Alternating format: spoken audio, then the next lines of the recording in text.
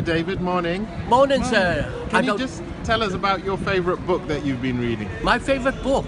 Well, it goes back 5 years and it's a great book and everybody should have one on their bookshelf. What is it? No, it's not that one, it's the Quran.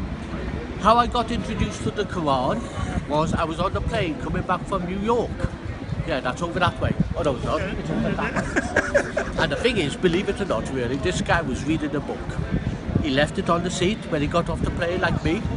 And you know what? I chased after this guy and said to him, "Hey, mister, you left your book." He said, "No, you keep it." I said, "Well, okay." So I kept it. And then I was waiting in the airport lounge in Heathrow. And what happened? I started to cry when I read the Quran.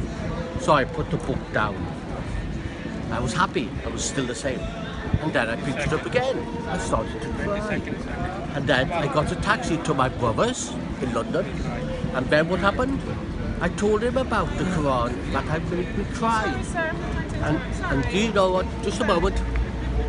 And then what happened was really, he said, "Don't speak of nonsense things, don't speak of things." I said, "Well, the thing is really, why am I crying?" And then he said, "Go next door." So I went next door, and who was there? The man that was on the plane. And the thing is, name a number, any number. The thing is, I'm not selling that Quran for £20 million or £20,000. I read it twice a day, and not only that, I keep it under my pillow. And you also read it to people as well, don't you? I do, and I'm just going to go with that. And not only that, as an activity coordinator working with people with dementia, I read it to them. And the thing is, they ask me questions, I don't know all the answers, but I know there's one thing in the Quran. What is it? Truth. And if you was lost in the desert, or you was lost somewhere in town, you'd ask somebody away. What's the Quran? It's a map for life.